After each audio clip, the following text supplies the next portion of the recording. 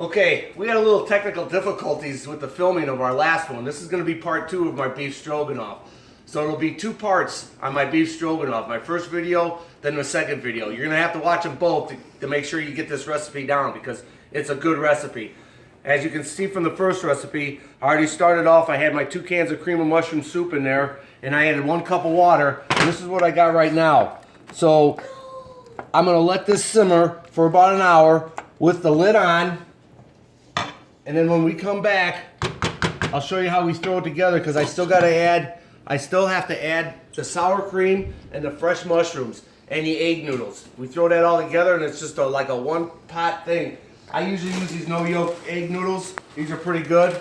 You can get them at the grocery store. You can use any kind of noodles you want to use, but that's what I like to use. Well, usually you probably use 3/4 of the bag because I don't want to add too many noodles. Alrighty?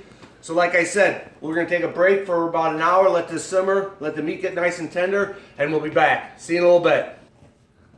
Okay, welcome back. My stroganoff has been simmering now for about an hour. What we're going to add now is I'm going to add my sour cream.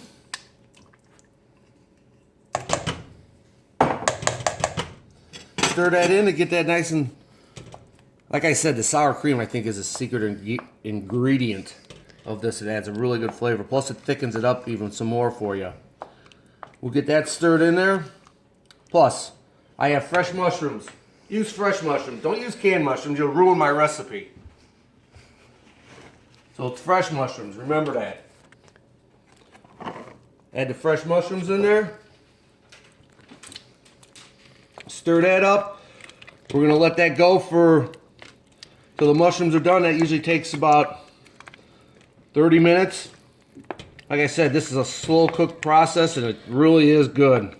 All my kids love it. And the thing about this is I'll be taking it in my lunch the next day because I think it's even better the next day because it ferments and all the flavors all ferment together and it's really good the next day too. So we'll let that go. I'm going to let that go for about 30 minutes. Then I will add the noodles. The noodles take about 10 minutes. After the noodles are all done, you'll be able to tell when the noodles are done because they're soft.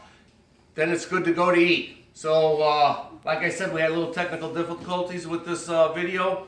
We have 2 videos, so please watch both videos because my son, my cameraman, we're not professionals, but he made a little mistake, so we'll let that go, right, Nick?